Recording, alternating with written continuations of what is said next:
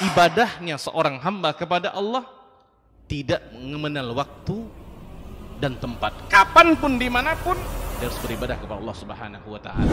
Harga diri seorang mukmin itu di sisi Allah lebih besar daripada kehormatan Ka'bah sendiri. Nah, nikmat seorang mukmin lebih besar daripada itu. Man amila li akhiratihi kafahullahu amra dunia. Barang siapa yang beramal untuk akhiratnya, Allah akan cukupkan baginya urusan dunianya. Berjuang dengan harta untuk membela agama Allah Subhanahu wa Ta'ala, hendaklah menjadi penopang terhadap dakwah ini, bukan sebaliknya yang menghalangi dakwah ini, tapi jadilah keluarga muslim yang menopang dakwah Islam. Kenikmatan dunia ini lebih remeh dari sekedar sayap seekor nyamuk. Tidak patut bagi seorang yang beriman bersedih ketika tidak mendapatkan kenikmatan dunia. Nabi SAW katakan, la tahkiranna 'anil ma'rufi syai'a walau an talqa akhaka biwajhin taliq. Jangan kamu pandang remeh suatu kebaikan walaupun sedikit. Apa sedikitnya? An talqa akhaka biwajhin taliq, muka senyum kepada saudaramu. Warahmatullahi wabarakatuh. Innal hamdalillah nahmaduhu wa nasta'inuhu wa nastaghfiruh wa na'udzu billahi min shururi anfusina wa min sayyiati a'malina may yahdihillahu fala mudhillalah wa may yudlilhu fala hadiyalah. Asyhadu an la ilaha illallah wahdahu la syarikalah wa asyhadu anna Muhammadan abduhu wa rasuluhu la nabiyya ba'dah. Ikhwati fillah, ma'asyiral hadirin wal hadirat rahimani Allah wa iyyakum. Bersyukur kita kepada Allah Subhanahu wa Ta'ala dengan mengucapkan alhamdulillahirabbil alamin. Mudah-mudahan kita adalah hamba Allah yang selalu menyadari bahwa setiap langkah dan detik kehidupan yang kita jalani, di situ pasti ada nikmat Allah yang menyertai kita. Tak ada satupun perbuatan, seringan apapun perbuatan itu, kalau seandainya Allah tidak memudahkan, Allah tidak mengizinkan, maka kita tidak akan bisa untuk melaksanakannya. Makanya Al-Imam Al-Hasanul Basri pernah mengatakan bahwa salah satu dari bukti kuatnya iman seseorang kepada Allah ketika dia sudah meyakini bahwa saat kaki kanannya melangkah, dia tidak bisa memastikan apakah kaki kirinya akan melangkah setelah itu. Baru bisa dilangkahkan ketika Allah memudahkan dan mengizinkan. Ada dua orang di dalam mobil dalam perjalanannya menuju Madinah, menuju kota Madinah, masuk ke kota Madinah. Yang satunya mengatakan sebentar lagi kita akan masuk ke kota Madinah karena di depannya memang batasan Madinah. Lalu kawan yang satu lagi bilang, ucapkan insya Allah, kata kawannya. Yang ngomong tadi bilang, buat apa bilang insya Allah, itu tuh batasan depan kita, sebentar lagi kita akan masuk. Ternyata karena dia tidak mau, sebelum sampai ke batas perbatasan kota Madinah, mobilnya terbalik, menabrak batu kecil sebagai asbab, dan ternyata persis menjelang masuk ke perbatasan mobilnya tidak sampai. Tidak jadi dia masuk ke kota Madinah.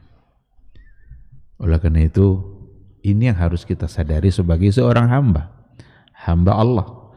Kita adalah orang-orang yang beriman kepada Allah, maka kita imani segala yang terjadi dalam kehidupan kita itu hanyalah atas kehendak Allah. Maka perlu kita mensyukuri segala-galanya. Kita bisa hadir di rumah Allah pagi ini hanya karena Allah yang memudahkan. Kita bisa duduk di majelis ilmu karena diberikan semangat oleh Allah.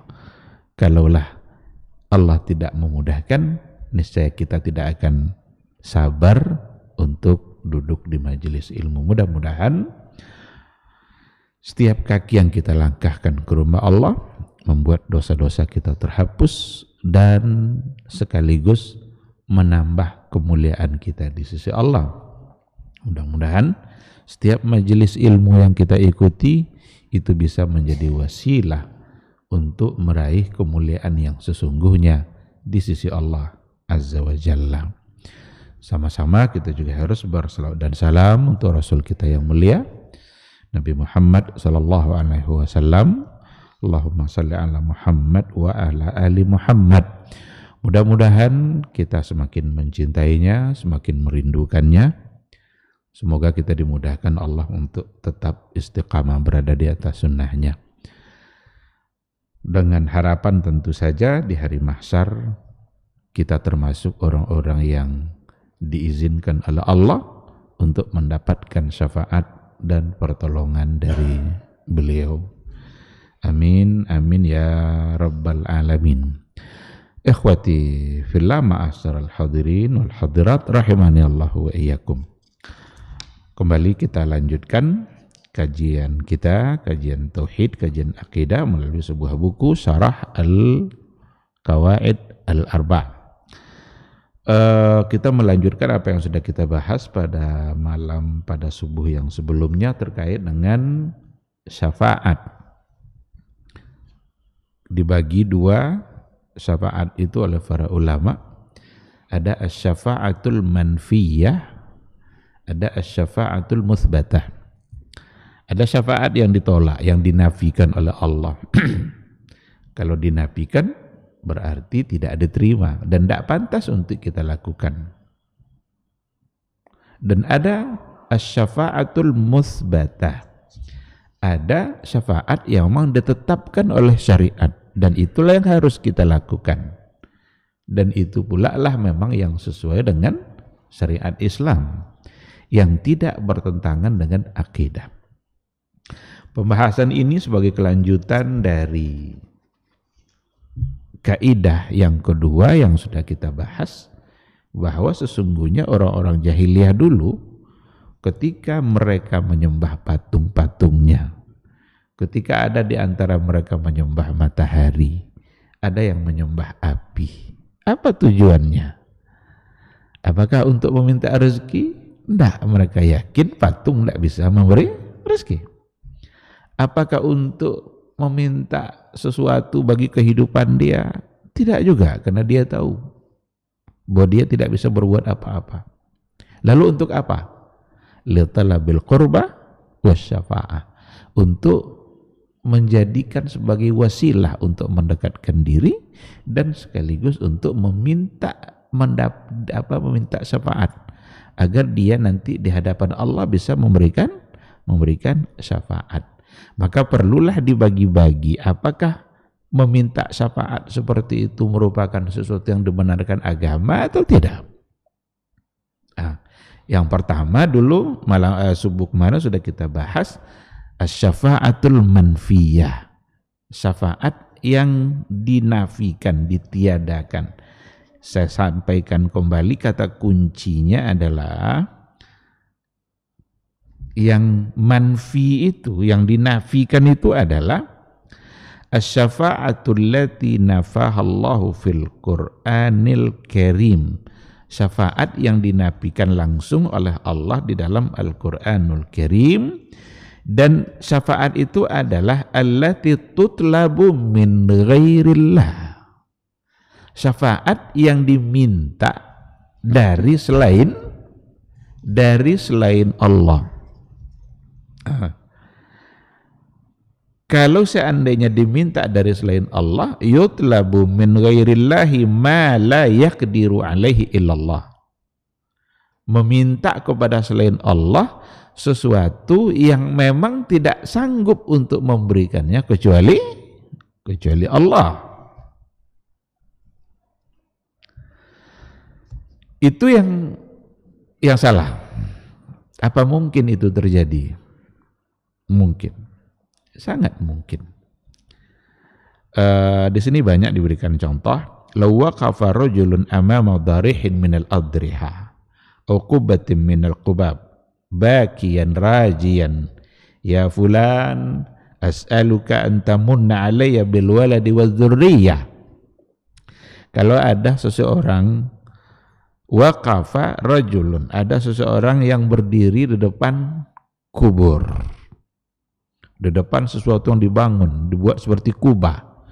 Kan kubur-kubur itu sering dibangun seperti kubah. Maka dulu Nabi melarang untuk membangun kuburan. Dimintalah oleh Rasulullah SAW Ali bin Abi Thalib untuk keliling patroli cek kubur-kubur yang dibangun, kata Rasul kepada Ali. Kalau ada yang dibangun, dibuatkan kubah, dihias, dikasih lampu, Nabi meminta kepada Ali bin Abi Thalib untuk dihancurkan. Ratakan itu. Maka para ulama fikih mengambil hukum di situ. Tidak boleh meninggikan kuburan. Kalau mau ditinggikan juga sekitar 1 hasta untuk sesuatu yang tidak permanen. Itu para ulama mengatakan untuk dibolehkan. Tapi kalau seandainya dibangun, dihias, dijadikan tempat berkunjung berdoa, itu sebagai wasilah menuju kesyirikan. Dan berapa banyak kesyirikan itu terjadi gara-gara kubur-kuburan wali itu dihias, ditinggikan, sehingga lebih ramai pula lagi di kuburan itu daripada di masjid. Lebih ramai di situ daripada di dalam masjidnya. Nah, seandainya ada orang yang berdiri di depan hal-hal yang seperti itu, bakian, rajian, menangis dia sambil berharap, dia bilang, ya fulan, wahai si fulan, dipanggil-panggillah orang yang ada di dalam kuburan itu. Orang Syiah kalau sampai ke kuburannya Husain, semua orang Syiah bilang, ya Husain, madadna ya Husain. Hei Husain, bantu kami, tolong kami wahai Husain. Bukankah ini sebagai sebuah kesyirikan? Orang-orang sufi juga ketika datang ke kuburan-kuburan wali-wali mereka, seperti yang ada di Mesir, ada di mana? Ya Badawi, ya Badawi.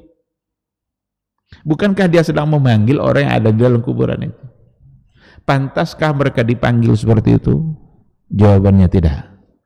Karena dalam berdoa yang dipanggil adalah Allah Subhanahu wa ta'ala. Ada kisah menarik disampaikan oleh Syekh Abdul Razak dalam buku ini, dan dia sendiri yang mengalaminya. Dia bilang ada di kebanyakan orang-orang yang datang ke kubur Nabi di Madinah, ya'ti ba'du zuwar ilal Madinah. Datang para peziarah ke kota Madinah, dan itu ke kubur Nabi. Wa ma'ahum khitabat min ba'din nas min baladihi muwajjahatan ila Nabi sallallahu alaihi wasallam. Bersama mereka para peziarah itu ada surat-surat yang ditulis.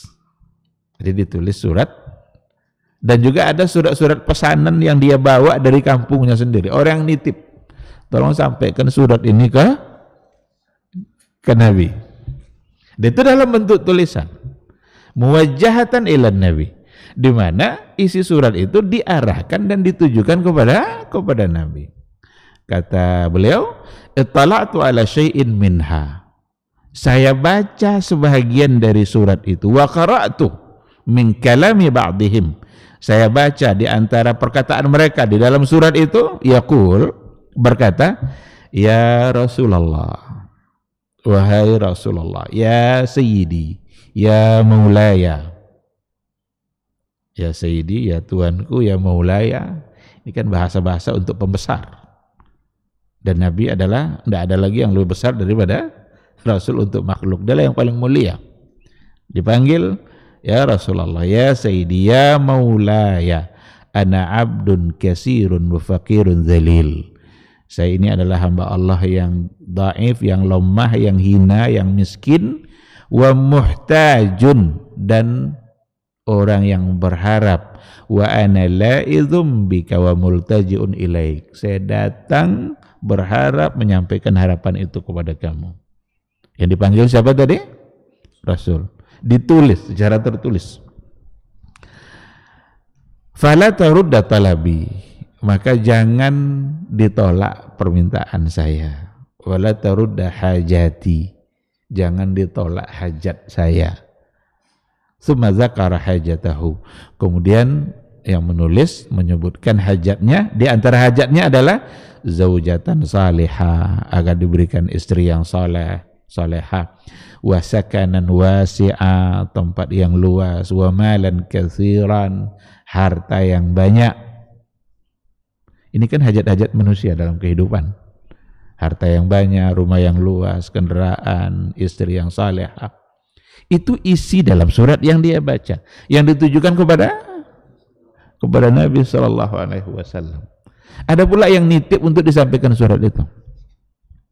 Makanya kalau kita sampai ke Masjid Nabawi itu kan, kalau di samping Raudhah itu kan ada kuburan Nabi.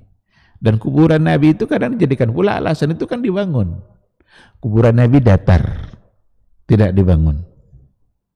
Tidak ada satupun dibangun. Yang ini adalah dinding yang dulu menjadi rumah Nabi. Dan untuk Nabi perlu diperlakukan seperti itu, diberikan dinding aja orang nitip surat, coba. Karena ada lubang-lubang kecil itu. Nah, dititipkan surat disampaikan ke Nabi itu. Surat itulah yang diambil oleh penjaganya. Maka wajarlah ketika penjaga-penjaganya itu agak-agak ketat, kalau nampak dia orang-orang yang peziarah itu melakukan hal-hal yang sudah tidak benar, dia akan usir itu. Akan usir. Wajar, itu tanggung jawab dia agar tidak terjadi kesyirikan. Kadang-kadang itu dijadikan alasan pula. Ini segala-galanya menjadi syirik. Apakah nitip surat yang isi seperti tadi itu tidak bagian dari kesyirikan? Ketika kita menghukumi perbuatan itu syirik, kita tidak serta-merta langsung menghukumkan orangnya sebagai musyrik lalu masuk neraka. Enggak, itu urusan lain. Soal neraka itu urusan Allah. Kita hanya menyampaikan bahwa perbuatan seperti itu adalah perbuatan yang salah dan bagian dari kesyirikan. Coba isinya, ya Rasulullah, ya Sayyidi, ya Maulaya, saya adalah hamba yang fakir, hamba yang hina. Saya datang kepadamu untuk meminta hajat, jangan ditolak hajat saya. Ini semua hanya pantas untuk disampaikan kepada Allah Subhanahu wa ta'ala. Karena Rasul tidak memiliki unsur-unsur ketuhanan seperti yang tadi. Yang itu hanya ada pada Allah Subhanahu wa ta'ala. Kira-kira orang-orang yang tadi menyampaikan doa itu, apakah dia juga meminta kepada Allah? Karena kan itu yang jadi alasan. Kan kami minta sama Allah, cuma ini sebagai wasilah. Situlah salahnya itu. Kenapa tidak langsung meminta kepada Allah? Kenapa harus dititipkan pula dalam bentuk surat? Mungkinkah Rasul bisa membaca surat yang kita titip? Dia sudah wafat, dia sudah berada pada alam barzah. Oh, Rasul tidak wafat, Pak Ustaz. Antum aja yang bilang wafat tuh. Rasul tidak wafat. Sedangkan orang syahid aja wafat, orang-orang syahid saja tidak wafat. Ketika ada dalam Al-Quran, janganlah kalau mengira orang-orang yang mati syahid itu dalam keadaan mati. Bal ahya. Kan ujungnya apa? Walakin la tash'urun. Mereka sesungguhnya tidak mati, tapi mereka hidup. Walakin la tash'urun. Tapi kalian kan tidak tahu itu. Berarti yang tahu hanya Allah. Kehidupan mereka itu dalam al-hayatul barzakhiyah, dalam kehidupan barzakh yang hanya Allah yang tahu. Kalau hanya Allah yang tahu, kita kan tidak, Allah yang menafikan. Walakin la tash'urun. Kalian tidak mengetahui itu. Ya kalau kita sudah tidak tahu, kenapa kita harus merasa tahu? Nah di sini. Maka yang seperti itu itu manfiyah, itu dinafikan. Tidak boleh untuk melakukan perbuatan-perbuatan seperti yang dilakukan oleh sebagian umat Islam. Ketika berziarah tidak lagi sekedar untuk berziarah tetapi melakukan hal-hal yang menyimpang. Lalu beliau katakan wa fi nihayatil khitab, di akhir surat itu beliau baca juga, kan ada permohonan tadi itu kepada Nabi, minta di akhir surat unwani fil makanil fulani, alamat saya nih, dibuat alamatnya di bawah. Mau Rasul akan datang ke alamat ini atau Rasul akan tahu nih alamat-alamat yang begini nih? Disinilah kesalahan-kesalahan itu terjadi, bahwa sesungguhnya ketika kita datang ke kuburan Nabi sekalipun, tidak boleh kita menyampaikan hajat kita kepada Rasulullah Sallallahu Alaihi Wasallam. Ziarah kubur Nabi itu dianjurkan, sampai di situ ada yang diucapkan Assalamualaikum ya Rasulullah. Melangkah lagi selangkah, Assalamualaikum ya Khalifata Rasulillah. Karena di samping kubur Nabi ada kubur Abu Bakar. Di samping kubur Abu Bakar ada lagi kubur Umar ibn al-Khattab. Melangkah lagi selangkah, Assalamualaikum ya Amirul Mu'minin. Itu salam yang diajarkan. Dan itu yang dilakukan oleh para sahabat. Itu pula yang dilakukan oleh para ulama-ulama yang mu'tabar. Tidak ada lagi yang selain itu. Tapi kalau sudah ya Rasulullah, wahai Rasul, saya punya hajat, jangan tolak hajat saya Rasulullah, beri saya istri, beri saya harta. Ini semua hanya pantas diucapkan untuk Allah, bukan lagi kepada Nabi. Kalau kita sudah meminta berdoa, kita tidak lagi menghadap kepada Nabi, tapi menghadaplah ke kiblat agar kita menjaga adab kita dalam berdoa. Ada sesuatu yang paradok atau apa namanya itu, agak pemahamannya seperti terbalik. Orang-orang yang meminta-minta tadi itu selalu mengandalkan ayat. Kan selalu mengandalkan ayat. Di sana disebutkan wa iza sa'alaka ibadi anni fa inni qarib. Apabila ada hambaku bertanya tentangku wahai Muhammad, fa inni qarib, sungguh saya dekat. Bagaimana caranya membandingkan perbuatan mereka dengan ayat ini? Fa inni qarib. Padahal ayat ini selalu dijadikan bantahan pula atau menolak pula ketika dikatakan ayat Ar-Rahmanu 'alal 'arsy istawa. Selalu ini jadi bantahan ini. Ketika dikatakan bahwa Allah itu berada di atas arasy, oh itu bukan itu artinya, karena ada ayat inni qarib, saya dekat. Tapi kalau memang mereka yakin bahwa Allah itu dekat, kenapa harus pakai perantara? Ada suratlah yang dikirim, memintalah kepada Nabi, meminta kepada kubur-kubur para wali, meminta kepada orang-orang soleh yang sudah lama dikuburkan, yang kita tidak tahu lagi kehidupan dia. Kenapa harus memintanya ke sana? Kan Allah dekat. Jadi ada sesuatu yang terbalik. Nah, karena itu sekali lagi hal-hal yang seperti ini perlu untuk diingatkan bahwa sesungguhnya ini sesuatu yang sangatlah tidak pantas untuk dilakukan. Maka kiasannya nanti banyak. Ada kuburan Nabi yang orang yang paling baik, orang yang paling soleh. Ada juga kuburan-kuburan orang-orang soleh lain yang selain Nabi, yang kadang-kadang diposisikan dengan hal yang sama. Sekali lagi, ketika kita bicara persoalan ini, bukanlah sama sekali meniadakan ziarah kubur atau melarang ziarah kubur, hanya ingin menertibkan ketika ziarah apa yang harus dilakukan.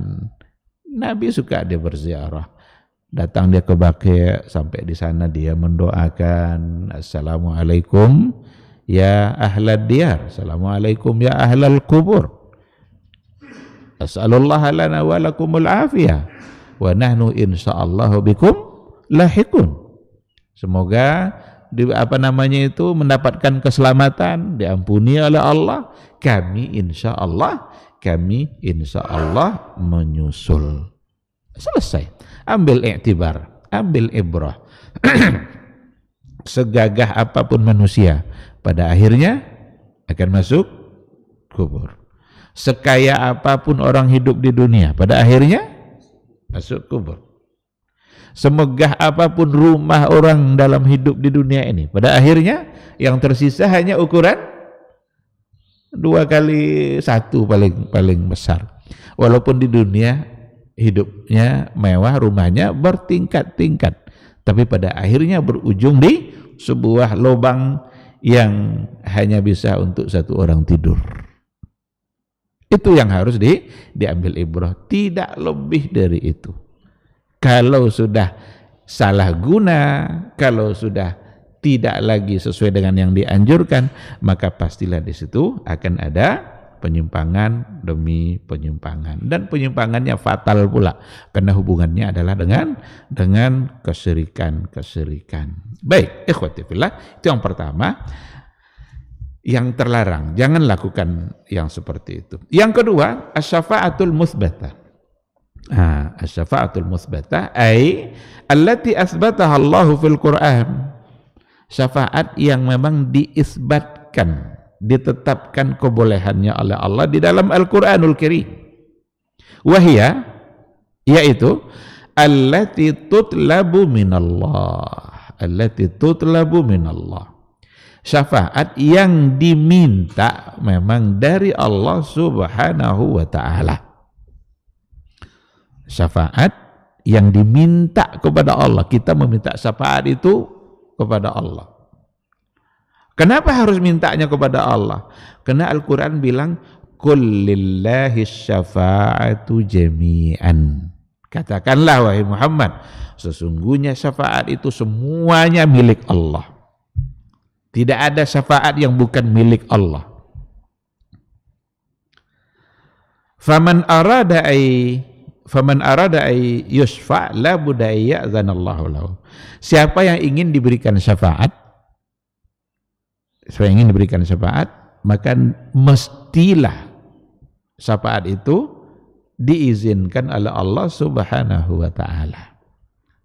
Maka meminta syafaat kepada Nabi saja, Nabi tidak bisa berikan syafaat kalau Allah tidak mengizinkan. Kan ayat Al-Quran berkali-kali kita ulang, man dzalladzi yashfa'u indahu illa bi'idznih. Siapa pula yang bisa memberikan syafaat di sisi Allah illa bi'idznih, kecuali dengan izinnya.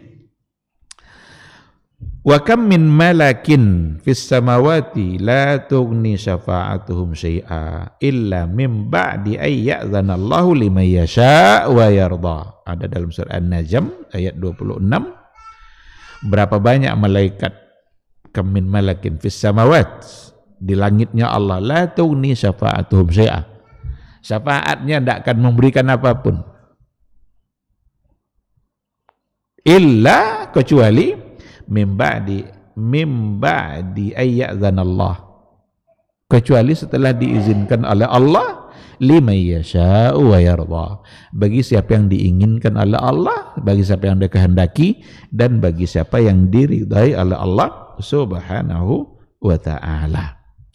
Oleh karena itu dikatakan, wa man arada ayyakuna al-anbiya wal malaikatu syufa'a lahu indallah, siapa yang ingin diberikan syafaat oleh para nabi dan juga malaikat-malaikat di sisi Allah, la yatlubuha minhum, jangan mereka minta syafaat itu kepada mereka, kepada para nabi itu, bal yatlubuha mimman biyadihi syafa'ah, tapi hendaklah dia memintanya dari yang memiliki syafaat itu sendiri. Siapa yang memiliki syafaat? Allah. Jadi kalau kita ingin mendapatkan syafaat, nanti diberikan syafaat oleh Nabi. Nabi adalah orang yang nanti akan diizinkan oleh Allah untuk memberikan syafaat berdasarkan kepada hadis. Nah, kita tidak meminta kepada Nabi itu. Tidak, tapi meminta kepada Allah agar masuk ke dalam orang yang diizinkan oleh Allah untuk mendapatkan syafaat dari Nabi. Maka umpamanya dia bisa mengatakan begini, Allahumma ja'alni mimman yashfa'u lahum nabiyyuk yaumal qiyamah. Ya Allah, aku meminta ya Allah, jadikanlah saya orang di antara orang yang mendapatkan syafaat dari nabimu di hari kiamat kelak. Kalau itu bisa. Jadi, ya Allah, jadikan saya di antara orang yang mendapatkan syafaat dari nabimu di hari kiamat. Berarti kita memintanya kepada Allah Subhanahu wa ta'ala. Atau bisa juga dikatakan Allahumma ja'al nabiyyaka Muhammadan syafi'an li yaumal qiyamah. Ya Allah, jadikanlah nabimu Nabi Muhammad sallallahu alaihi wasallam syafi'an li yaumal qiyamah, pemberi syafaat bagiku nanti di hari kiamat. Semua kita bisa memohon kepada Allah dengan cara yang seperti itu. Jadi kita tidak meminta kepada orangnya. Dan seseorang tidak boleh mengaku-ngaku kalau seandainya nanti dia pasti memberikan syafaat. Tidak boleh. Kalau masih ingat subuh kemarin, ada yang saya contohkan, ada yang Habib apa namanya itu, dia memastikan nanti di hari akhir kelak memberikan syafaat. Apa katanya? Luar biasa ungkapannya, sangat tidak pantas untuk diucapkan. Dia bilang begini, kalian ini cukuplah mencintai kami sebagai keturunan Nabi. Kami adalah cucu-cucunya para Rasul. Cintai saja kami. Kami nanti pasti memberikan syafaat untuk kalian. Ini ungkapan begini, ungkapan apa ini? Walaupun kalian pendosa, walaupun kalian banyak maksiat, tidak apa-apa. Yang penting cintai kami. Kami memberikan syafaat. Kepastian seperti itu kalau diucapkan. Nabi saja nggak pantas ngomong seperti itu, apalagi cucu. Entah iya atau tidak pula cucu Nabi. Banyak Habib-Habib yang mengaku cucu Nabi, tapi perlu dipastikan iya atau tidak. Jangan menjual-jual atas nama keluarga Nabi lalu berbuat semaunya dalam agama. Itu merusak Islam, merusak agama sendiri. Dan masyarakat banyak yang terpengaruh karena tidak punya ilmu. Tidak punya pengetahuan tentang itu. Iya aja, oh iya ini di tubuhnya ada darah Nabi mengalir. Darah dari mana mengalir di tubuh dia? Silsilah keturunan Nabi itu tidak ada, karena anak Nabi yang laki-laki semua wafat di waktu kecil. Bukankah silsilah keturunan itu dari laki-laki? Bin fulan, bin fulan, bin fulan, bin fulan. Kalau sampai bin Rasulullah itu tidak ada. Kalau sampai bin Hasan ada, sampai bin Husain ada, bin Ali ada. Tapi bin Ali tentu bin Abi Thalib lagi setelahnya. Tapi kadang-kadang dipaksakan. Bin fulan, bin fulan, bin fulan, bin Hasan, bin Ali, istrinya Fatimah binti Rasulullah. Kok tiba-tiba mengeliling dia sampai ke, berbelok dia sampai ke Fatimah binti Rasulullah.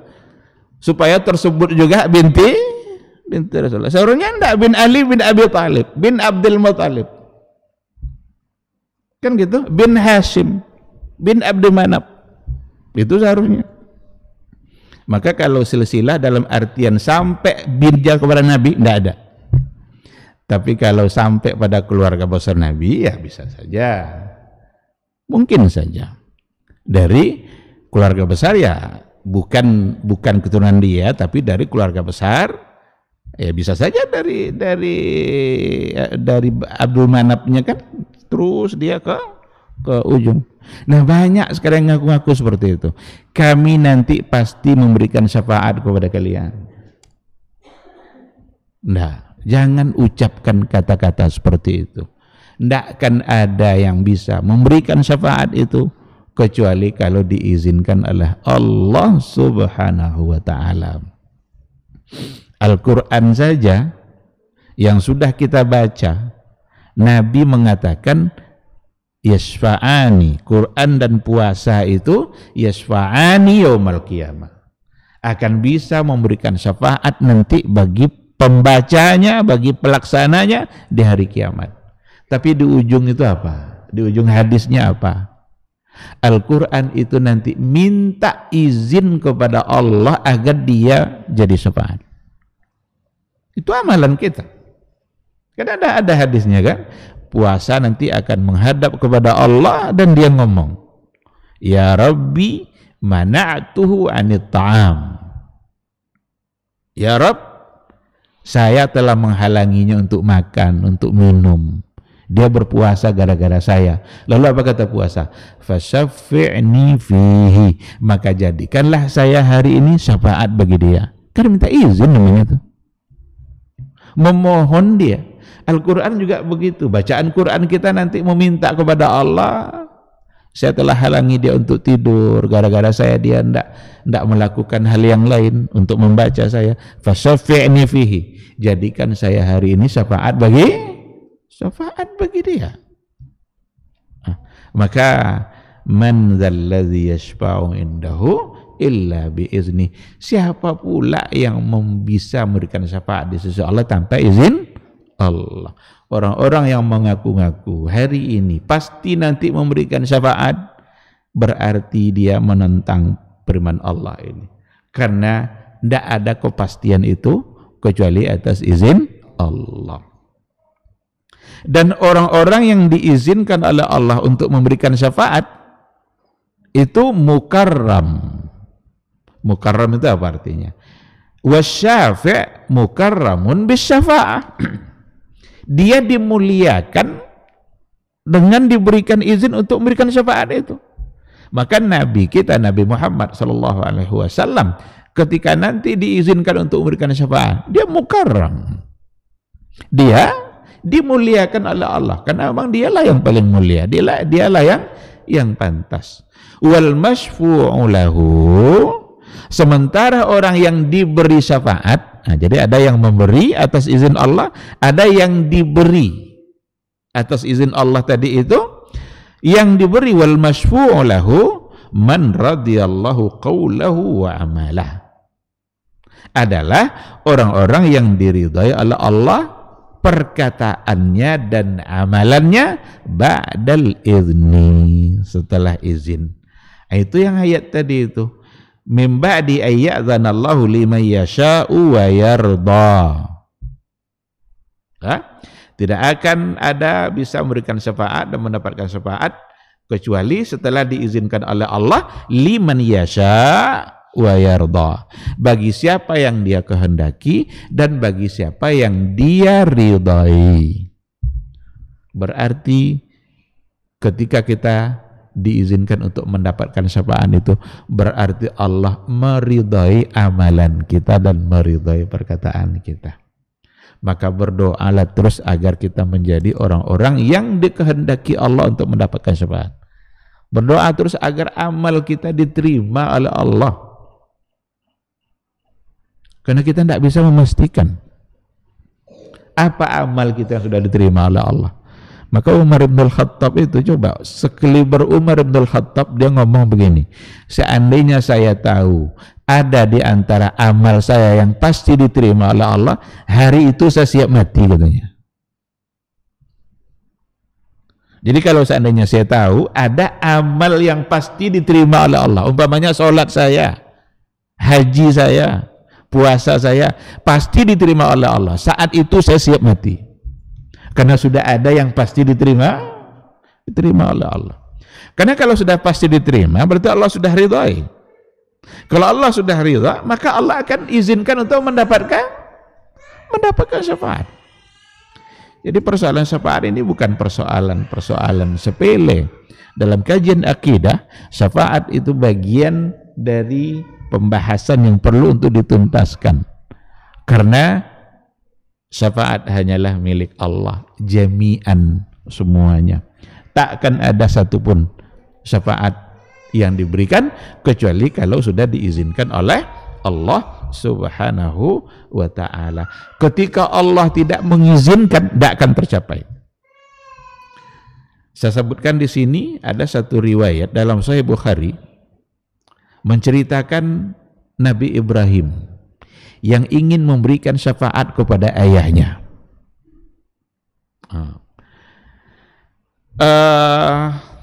Kisah Ibrahim al-Khalil ma'a walidihi yaumal qiyamah. Jadi hadis dalam Sahih Bukhari kisah tentang Nabi Ibrahim bersama bapaknya pada hari kiamat. Zakaraha Nabiyuna sallallahu alaihi wasallam. Rasul kita, Nabi kita sallallahu alaihi wasallam menyebutkan kisah itu. Nabi tentu mendapatkannya dari Jibril karena ini adalah persoalan gaib, persoalan wahyu. Dan Nabi itu kalau sudah persoalan seperti ini, wa ma yantiqu anil hawa in huwa illa wahyun yuha.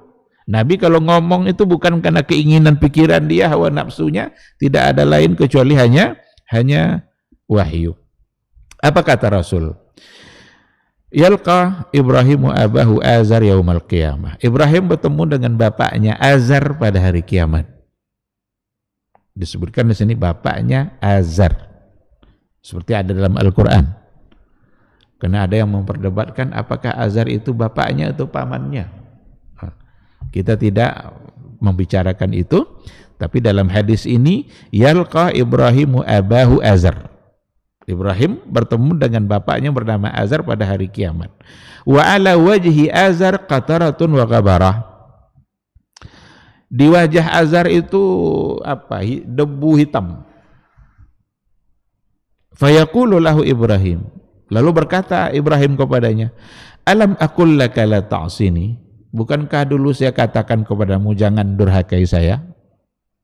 Fayaqulu abuhu. Lalu berkatalah bapaknya, falyawma la a'sika. Hari ini saya tidak lagi akan mendurhakaimu.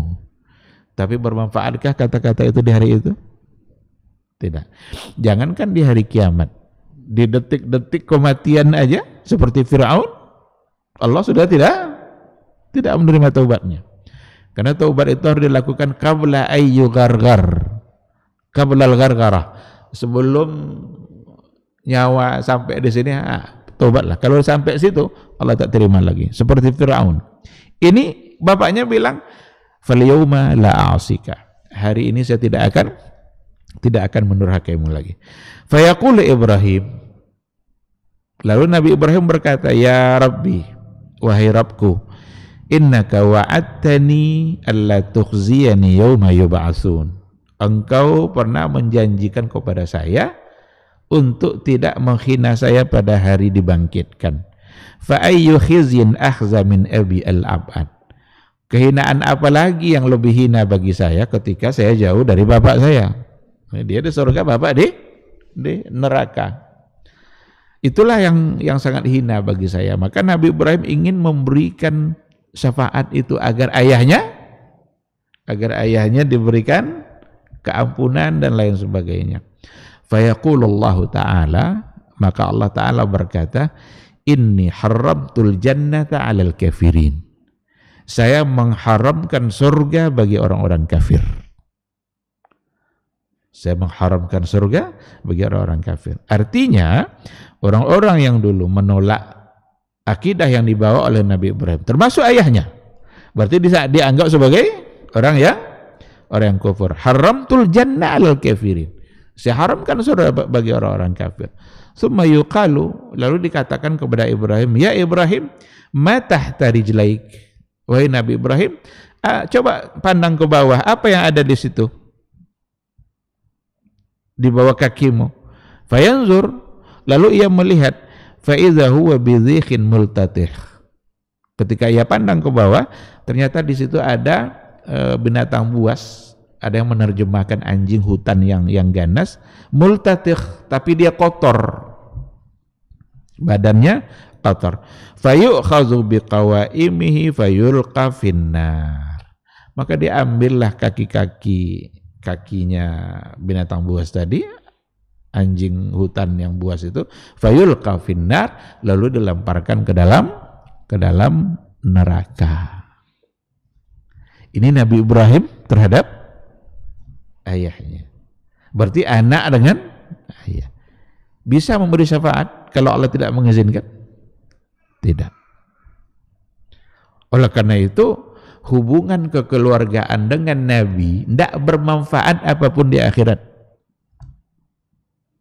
Man bata'a bihi amalu lam yusra bihi nasabu. Ketika kita dilambatkan oleh amal kita untuk mendapatkan surga, tidak akan dipercepat oleh nasab. Maka tidak perlu juga membangga-banggakan itu. Saya ini keturunan Nabi. Kalau tidak taat, sama aja. Kalau perbuatannya menyimpang, sama saja dengan orang-orang yang pendurhaka. Karena lam yusra bihi nasabu. Maka Rasul sendiri mengingatkan keluarganya. Siapa yang pertama diingatkan? Adalah Fatimah, Abbas, Safiyah, anaknya, pamannya, bibinya. Ya Safiyah, ya Fatimah, ya Abbas. Itu semua keluarga dia. Nanti di akhirat saya tidak bisa berbuat apa-apa untuk kalian. Kalau mau selamat, beramallah dengan amal yang salah. Karena kalau mereka sebagai orang-orang durhaka, Allah tidak akan izinkan untuk memberikan syafaat. Tak akan diizinkan. Karena ketika Allah sudah mengizinkan untuk memberikan syafaat kepada seseorang, berarti orang itu diridai oleh Allah amalnya. Mungkinkah Allah meridai perbuatan kekufuran? Mungkinkah Allah meridai perbuatan kesyirikan? Tidak. Allah paling murka dengan kesyirikan itu. Maksiat yang paling dimurkai Allah adalah kesyirikan. Sekarang kalau seandainya orang berbuat syirik, mungkinkah mendapatkan syafaat? Jawabannya tidak. Kenapa demikian? Karena kalau dia mendapatkan syafaat, berarti amalannya diridhai. Dan Allah tidak akan pernah meridhai perbuatan kesyirikan. Oleh karena itu, ada satu hadis pada bagian akhir dari kaidah yang kedua, ada satu hadis rawah Muslim fi sahihi, diriwayatkan oleh Imam Muslim dalam sahihnya, an-nabiyina sallallahu alaihi wasallam, dari nabi kita sallallahu alaihi wasallam, annahu qala, dia berkata, likulli nabiyyin li ummati likulli nabiyyin da'watun mustajabah. Bagi setiap nabi itu ada doa yang mustajab. Ada doa yang kalau nabi itu berdoa pasti dikabulkan oleh Allah. Fata'ajjala kullu nabiyyin da'watahu. Semua nabi yang sebelumnya ta'ajjala da'watahu, dia sudah menyampaikan doa itu. Ketika dia masih hidup di dunia, nabi-nabi sebelumnya sudah meminta. Wa inni, sementara saya, kata Rasul, ikhtaba'tu da'wati syafa'atan li ummati yaumil qiyamah. Adapun saya, kata Rasul, saya simpan dulu doa itu. Tidak diminta oleh Nabi dalam kehidupan dunianya. Tapi saya simpan syafa'atan li ummati yaumil qiyamah. Untuk memberikan syafaat kepada umatku pada hari kiamat. Coba sayang tidak Nabi sama kita. Nabi-nabi yang sebelumnya sudah selesai. Ta'ajjalah, dia sudah sampaikan doa itu. Tapi Rasul kita yang mulia disimpannya dakwah mustajabah itu nanti sebagai syafaat bagi umatnya dari kiamat. Fahiya nailatun insyaallah, maka syafaat itu akan didapatkan insyaallah oleh umatnya. Man mata min ummati la yusyriku billahi syai'a. Siapa yang akan mendapatkan syafaat itu? Nah, ini kata kunci. Dengarkan baik-baik. Insya Allah syafaat itu akan didapatkan oleh man mata min ummati la yusyriku billahi syai'a. Siapa saja yang mati di antara umatku di mana dia tidak mensyirikkan Allah. Berarti syarat mendapatkan syafaat tidak berbuat syirik. Meminta kepada Nabi perbuatan syirik tidak? Syirik, karena yang meminta itu tempatnya hanyalah Allah. Menitipkan doa kepada Nabi masih bisa enggak ketika dia sudah wafat? Enggak bisa lagi. Kalau masih dilakukan berarti memberikan sesuatu yang hanya pantas kepada Allah Subhanahu wa ta'ala. Oleh karena itu penting sekali untuk berbicara persoalan ini agar semua kita terhindar dari perbuatan-perbuatan yang ternyata di situ ada syirik, Mungkin sebahagian tidak menyadari, tapi perlu diingatkan supaya nanti kita tidak terhalang untuk mendapatkan syafaat dari Rasulullah sallallahu alaihi wasallam. Inilah bentuk kecintaan kita kepada saudara sesama muslim. Sesama muslim kita harus saling menasihati. Bukan kita sedang menuduh mereka semua menjadi musyrik. Tidak. Mungkin mereka belum tahu. Tapi kita mengingatkan perbuatan seperti itu perbuatan yang menyimpang, bertentangan dengan iyyaka nasta'in. Hanya engkau tempat kami meminta. Sekarang dititip surat kepada kubur Nabi. Ya Rasulullah, ya Sayyidi, ya Maulaya, la tarudda talabi. Jangan tolak permohonan saya. Itu semuanya pantas untuk Allah Subhanahu wa ta'ala. Ada lagi satu hadis memperkuat hadis yang tadi. Datang dari Abu Hurairah, juga terdapat dalam riwayat Imam Bukhari dalam sahihnya. Dari Abu Hurairah, annahu sa'ala an-nabiy su'alan 'aziman wa kabiran fi hadzal bab. Sesungguhnya Abu Hurairah bertanya kepada Nabi tentang satu pertanyaan yang sangat mulia dan besar dalam bab ini. Qultu, saya berkata, ya Rasulullah, wahai Rasulullah, man as'adun nasi bi syafa'atika yaumal qiyamah. Ya Rasulullah, siapakah orang yang paling berbahagia nanti dengan syafaatmu pada hari kiamat? Nah, siapa orangnya nanti ya Rasulullah yang paling berbahagia untuk mendapatkan syafaatmu di hari kiamat? Nabi menjawab, as'adun nasi bi syafaati yaumal qiyamah. Yang paling berbahagia nanti mendapatkan syafaatku di hari kiamat, man qala la ilaha illallah, barang siapa yang mengatakan la ilaha illallah khalisan min qalbih, khalis murni dari hatinya, au nafsihi dari jiwanya, yang sama sekali tidak dicampuri oleh unsur kesyirikan. Sejalanlah makna hadis ini dengan apa yang ada sebelumnya, karena Nabi memastikan bahwa syafaat itu akan didapatkan oleh umatnya yang mati dalam keadaan tidak melakukan kesyirikan. Terakhir dikatakan bahwa dalam persoalan syafaat ada 3 hal yang harus kita pahami baik-baik. Yang pertama, anna syafa'ata la takunu illa bi'idznillah. Sesungguhnya syafaat itu tidak mungkin didapat kecuali dengan izin Allah.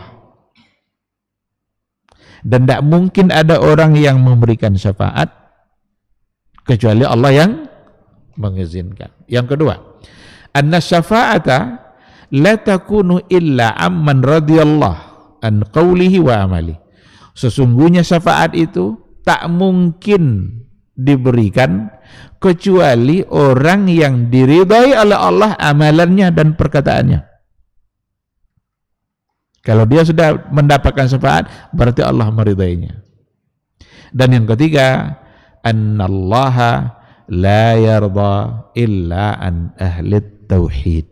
Sesungguhnya Allah tidak akan pernah ridha kecuali dari ahli tauhid, kecuali dari orang-orang yang menjaga tauhid. Maka ikhwati fillah, tujuan kita menyampaikan ini, tujuan kita mempelajari buku ini, kitab ini, agar benar-benar kita semua menjadi orang yang bertauhid, ikhlas, murni, sama sekali tidak ada dicampuri oleh kesyirikan sekecil apapun. Karena kalau sudah dicampuri oleh kesyirikan, maka Allah menjadi tidak ridha, dan kalau Allah sudah tidak ridha, maka kita tidak akan mendapatkan syafaat dari Nabi kita.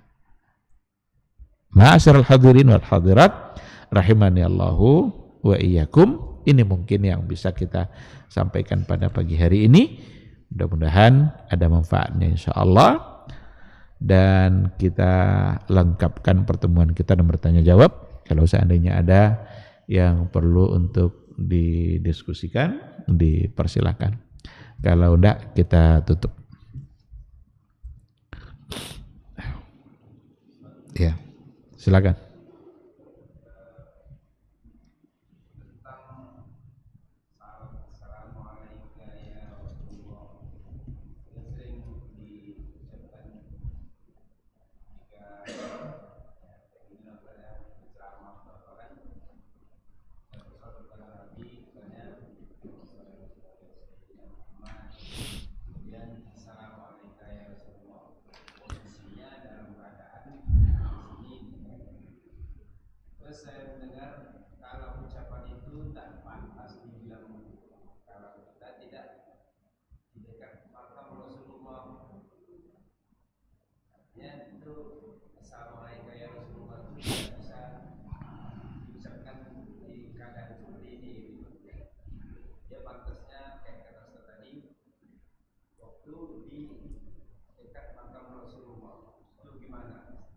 Iya, betul, memang seperti itu. Karena alaika itu kan khitab. Kita sedang mengkhitab orang yang ada di hadapan kita. Kita kalau ketemu assalamualaikum atau assalamu alaika, ka itu dhamir mukhatab. Mukhatab itu maksudnya adalah orang kedua yang ada di hadapan kita. Kalau seandainya jauh, dia tidak pakai ka, tapi pakai hi. Assalamu alaihi atau assalamu ala, sebut umpamanya namanya. Nah, kalau seandainya dalam keadaan berjauhan lalu menyebutkan assalamu alaika ya Rasulullah dan meyakini seolah-olah dia mendengarnya atau seolah-olah dia berhadapan, maka sebenarnya tidak boleh. Cuma ketika diucapkan tapi dengan tidak meyakini seperti itu, samalah dengan bacaan pada saat kita sholat dalam tahiyat kita, ada yang kita ucapkan assalamu alaika ayyuhan nabiyyu wa rahmatullahi wa barakatuh, assalamu alaina wa ala ibadillahis salihin. Katanya ada riwayat dari beberapa sahabat yang merubah kaf itu, yang menghapus kaf sehingga menjadi assalamu ala nabi wa rahmatullah wa barakatuh. Ada katanya riwayat yang seperti itu. Tapi wallahu alam, saya pernah menanyakan persoalan itu ke salah seorang syekh yang ada di Masjidil Haram waktu saya umrah dulu. Saya tanya, karena banyak berkembang di kita seperti itu.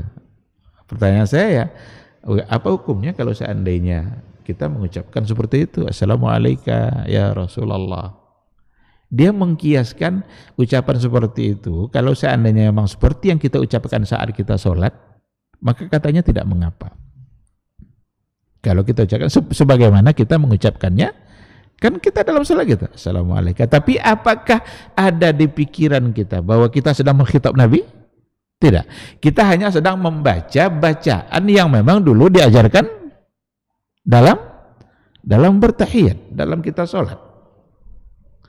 Nah, oleh karena itu kalau memang dengan tidak ada keyakinan seperti tadi, wallahu alam, kalau saya tidak pernah saya mengucapkan itu dalam mukadimah ceramah saya. Seolah-olah kita mengkhitab Nabi. Tetapi cukup kita mengucapkan apa yang diajarkan seperti sallallahu alaihi wasallam. Wasallama itu kan salam. Sallallahu alaihi wasallam. Kan yang diminta apa? Kan bersalam. Dan kita meminta Allah untuk memberikan keselamatan. Itu sudah terwakili. Atau Allahumma salli ala Muhammad wa ala ali Muhammad. Kata wasallama yang ada pada akhir itu sebenarnya bagian dari ucapan salam kita untuk Nabi. Lain halnya ketika memang kita sudah berada di depan kuburnya, karena memang begitu diajarkan. Sahabat begitu melakukan assalamualaikum ya Rasulullah ketika berhadapan secara langsung mengkhitab.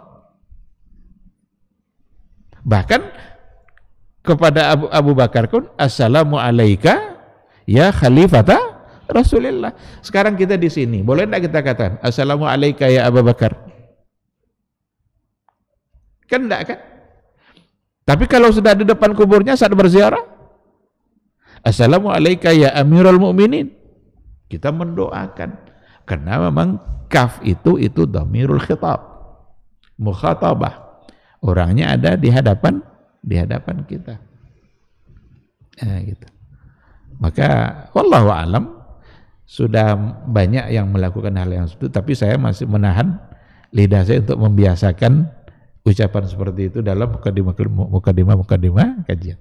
Saya tidak mengatakan itu sesuatu yang salah, wallahu alam, tapi saya belum siap untuk membiasakannya. Tapi kalau mengatakan sallallahu alaihi wasallam, kata sallama di situ, itu terwakili untuk salam kita kepada Rasulullah, karena kita meminta agar Allah memberikan keselamatan kepada Nabi. Itu. Allah Subhanahu wa taala a'lam. Ya.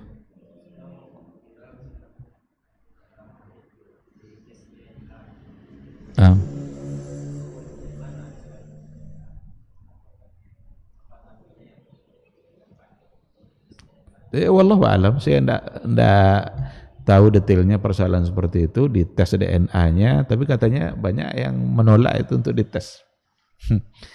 Kita bukan soal DNA seperti itu, secara realitas sejarah saja. Sejarah realitas sejarah. Keturunan Nabi terputus karena anak Nabi yang laki-laki semuanya wafat di waktu kecil. Semuanya yang ada dari perempuan seperti Fatimah. Dan kenapa juga hanya dari keturunan Fatimah saja? Bukankah anak Nabi selain Fatimah ada?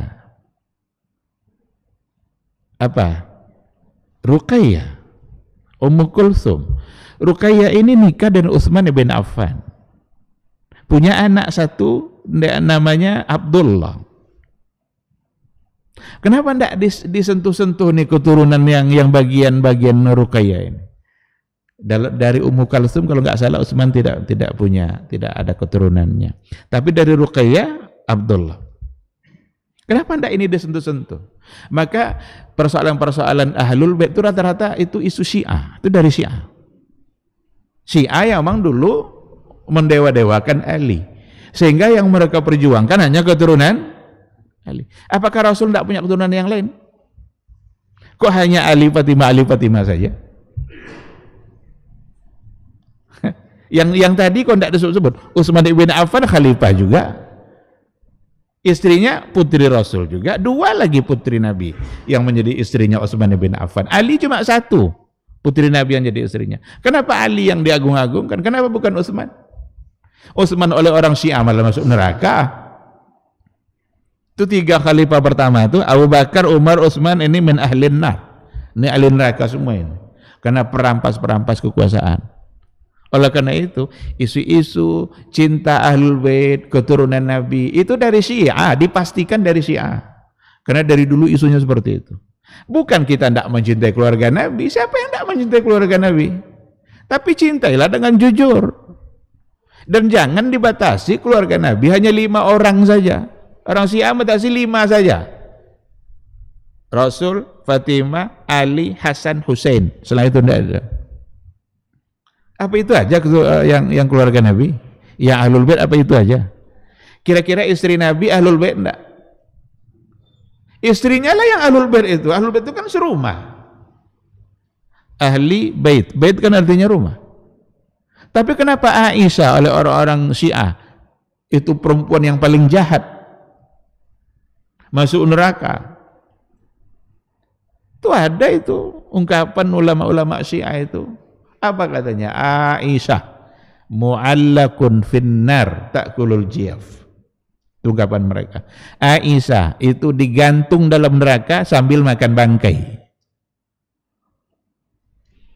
Maka si Rafidah yang sampai ke tingkat itu dikatakan muslim aja tidak pantas. Jangankan sebagai orang yang pemberi syafaat lagi. Dikatakan muslim saja tidak pantas. Mudah-mudahan mereka menyadarinya dan diberikan hidayah oleh Allah Subhanahu wa ta'ala.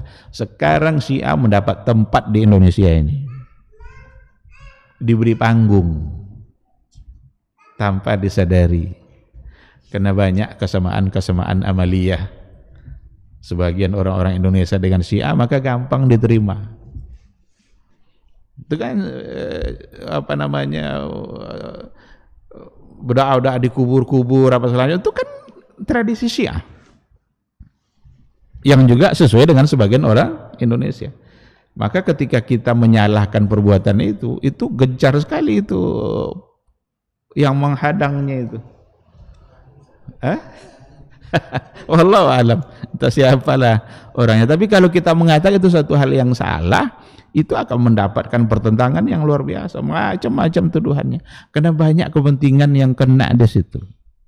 Banyak kepentingan orang lain yang disentuh oleh permasalahan yang disampaikan. Maka kita hanya menyampaikannya karena Allah.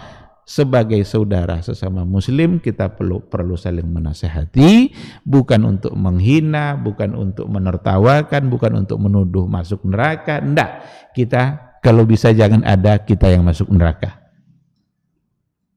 Karena kan tuduhannya seperti itu, suka mengafirkan, suka membid'ahkan, memasukkan orang dalam neraka. Enggak, kita enggak ingin ada orang masuk neraka. Kalau bisa semua kita yang muslim ini masuk surga. Biarlah neraka-neraka itu milik orang-orang kafir saja. Tapi tentu kita melakukan langkah-langkah untuk mendapatkan surga. Dan langkah pertama mendapatkan surga itu adalah tidak syirik. Karena Allah enggak ridha dengan perbuatan syirik. Kalau sudah melakukan kesyirikan, maka Allah menjadi murka dan Allah tidak akan mengampuninya kalau seandainya kita tidak meminta maaf. Wallahu subhanahu wa ta'ala a'lam. Ada lagi? Cukup saya kira. Kalau tidak ada pertanyaan, sampai di sini kajian kita. Insya Allah kita masuk pada pertemuan berikutnya pada kaidah yang ketiga, al-qaidatu as-salisah. Insya Allah mudah-mudahan Allah memudahkan kita untuk tetap bermajelis, dan semoga majelis ini menjadi ibadah bagi kita bersama, menjadi saksi atas kebaikan kita di akhirat kelak. Amin amin ya rabbal alamin. Subhanakallahumma bihamdika asyhadu an la ilaha illa anta astaghfiruka wa atubu ilaik. Wassalamualaikum warahmatullahi wabarakatuh.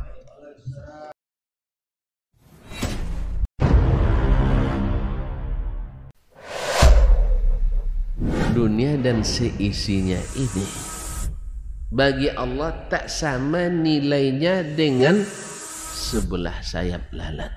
Barang siapa yang beramal untuk akhiratnya, Allah akan cukupkan baginya urusan dunia. Sayati zamanun 'alan nasi as-sabiru fihim qalqabit al-jamarah. Akan ada satu masa di akhir zaman yang berpegang teguh dengan agamanya seperti orang yang sedang memegang bara